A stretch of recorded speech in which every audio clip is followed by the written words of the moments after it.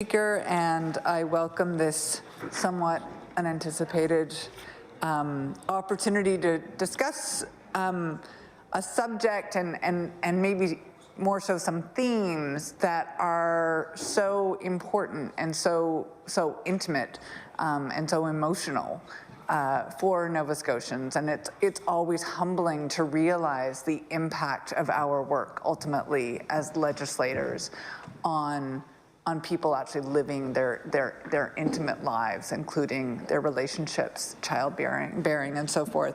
And I wanted to share a thought that my colleague from Dartmouth North whispered in my ear because, as this is somewhat impromptu, she forgot something that she wanted to say, which is that her experience as a new mother, or new again mother with hormones, feeling thrown off and sort of alienated and humiliated by her interaction with the impact of the law as it is, where she needed to put in her divorce date.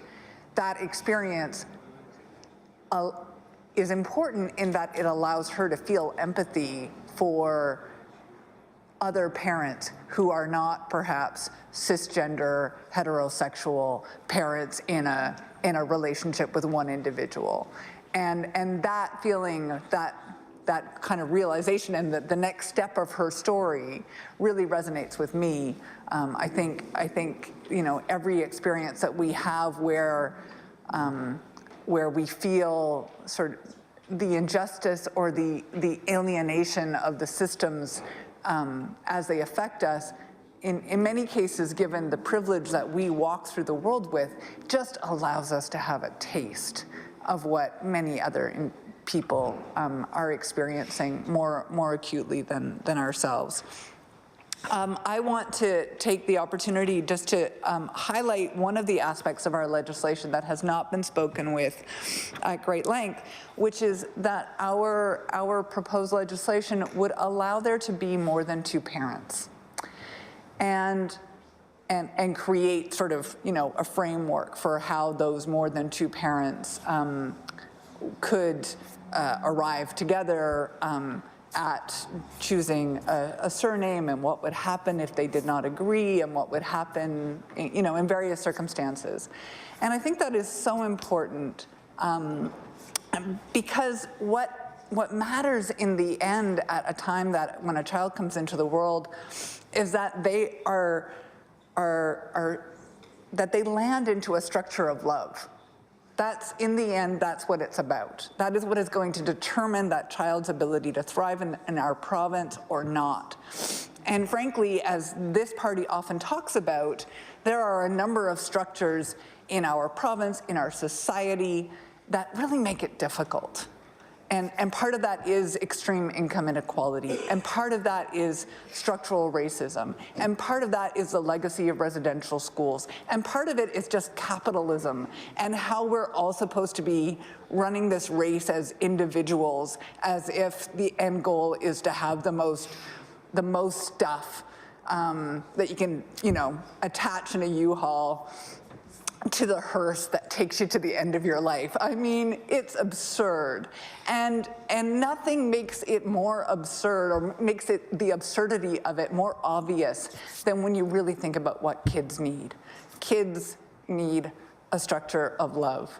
And so the goal of this legislation that governs that very beginning of life has to be to facilitate that structure being solidified around a child. And if it makes sense that be with 3 people, with 4 people, my caucus staff pulled for us some reporting in the Globe and Mail from December 2016 where 2 couples, a couple of women in a loving unit and a couple of men in a loving unit came together to have a child. And in fact, I think I've maybe heard a radio documentary about this same family and how they co-parent and how they have created this like extra strong structure of love around one very lucky little human.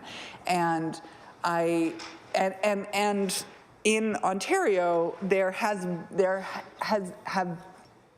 is change to legislation to actually allow all 4 of them to be recognized as parents. And I think that is so important. I guess a last thing I'll say is that while there's been many references here to how change happens and how change has just happened, in fact, I think change is really complex, but I don't know that it just happens.